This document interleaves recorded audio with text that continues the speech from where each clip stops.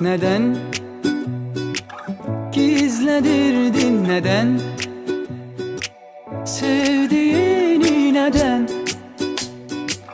bu kadar vaxtı məndən? Neden açılmırdı ürəyim, deyilmirdi sirlərim?